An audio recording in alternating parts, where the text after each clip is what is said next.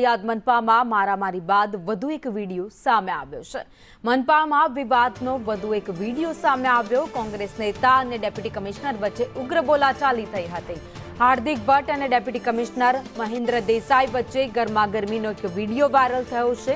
ભ્રષ્ટાચારીઓને બચાવવાનો આક્ષેપ લગાવતા બોલાચાલી થઈ હતી। ડેપ્યુટી કમિશનરે કાઉન્સિલરનું સન્માન ન જાળવ્યાનો પણ આક્ષેપ કરવામાં આવ્યો છે। ગઈકાલે ભાજપ અને કોંગ્રેસના નેતાઓ વચ્ચે બબાલ થઈ હતી, જેનો વિડીયો સામે આવ્યો છે। ત્યારે આજે વધુ એક વિડીયો સામે આવ્યો છે।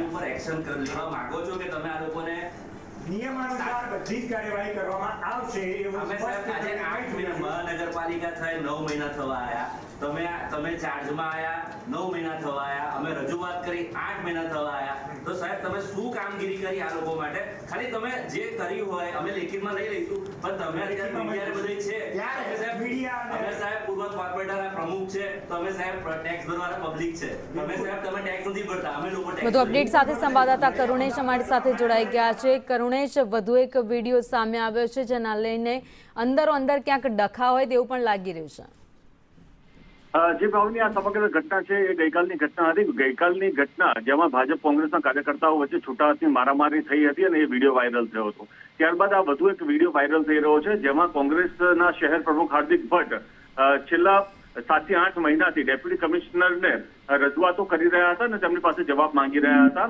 ભ્રષ્ટાચારને લઈને હોય કે તમામ બાબતો, કર્મચારીઓના પીએફ અને ઈપીએફ ની તમામ માહિતીને બાબતોને લઈને હોય, પરંતુ ડેપ્યુટી કમિશનર દ્વારા કોઈ પણ જવાબ ન મળતા તેમને કોંગ્રેસ શહેર પ્રમુખે સવાલો કર્યા હતા અને આજ જ્યારે બોલાચાલી જ્યારે વાતચીત થઈ રહી હતી ત્યારે આ વાતચીત ઉગ્ર સ્વરૂપ ધારણ કર્યું હતું અને ડેપ્યુટી કમિશનર મહેન્દ્ર દેસાઈ એકાએક કોંગ્રેસ શહેર પ્રમુખ હાર્દિક ભટ્ટ ઉપર ઉગ્ર થઈ ગયા હતા। ટેબલ પછાડીને, લેપટોપ અડધું ખુલ્લું હતું તે પછાડીને આંગળી પોઈન્ટ કરીને ઉગ્ર થઈને વાતચીત કરી હતી અને સામે હાર્દિક ભટ્ટ છે તે પણ ઉગ્ર થઈ ગયા હતા અને ઉગ્ર બોલાચાલી થઈ હતી। થોડા સમય માટે આ પ્રકારનું વાતાવરણ રહ્યું હતું અને ઉગ્ર વાતાવરણ બાદ ત્યાં પોલીસ પણ આવી ગઈ હતી અને ત્યાં મધ્યસ્થી કરીને ગોકુલ શાહ નામના જે પૂર્વ કાઉન્સિલર છે તેમને મધ્યસ્થી કરીને મામલો થાળે પાડવાની કોશિશ કરી હતી, પરંતુ આ જે વિડીયો છે તે વાયરલ થતા હાલ તે પણ જાણવા મળી રહ્યું છે કે ડેપ્યુટી કમિશનર દ્વારા જે પૂર્વ પ્રમુખ, જે